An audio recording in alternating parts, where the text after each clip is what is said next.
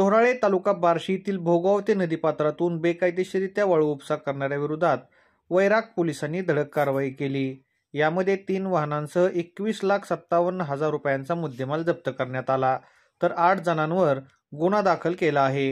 ही कारवाई सुरू असताना पोलिसांना पाहताच एक ट्रॅक्टरसह 3 संशयित पळून जाण्यात यशस्वी झाले। याबाबत वैराग पोलिसांकडून मिळालेली अधिक माहिती अशी की गोपनीय बातमीदारामार्फत वैराग पोलीस ठाण्याचे नूतन पोलीस निरीक्षक निवृत्ते मोरे यांना डोराळे येथील भोगावते नदीपात्रामध्ये बेकायदेशीररित्या वाळू उत्खनन सुरू असल्याचे कळले।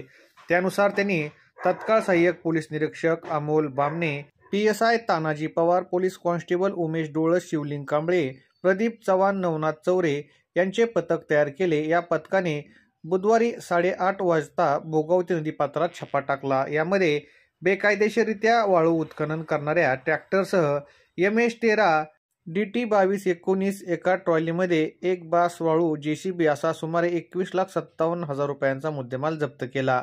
यावेळी बाळासाहेब उर्फ बप्पा भागवत शिंदे, गणेश बाळासाहेब शिंदे, अक्षय कुंडलिक मेरड, मंगेश नानासाहेब जगदाळे, शुभम कुरे, मंगेश परमेश्वर आंबेकर सर्व राहणार इर्ले तालुका बार्शी, सचिन मारुती दस राहणार सुरडी तालुका बार्शी तसेच ट्रॅक्टरवरील MS-13 AJ 8995 वरील अनोळखी चालक अशा 8 जणांच्या विरोधात ही कारवाई करण्यात आली आहे।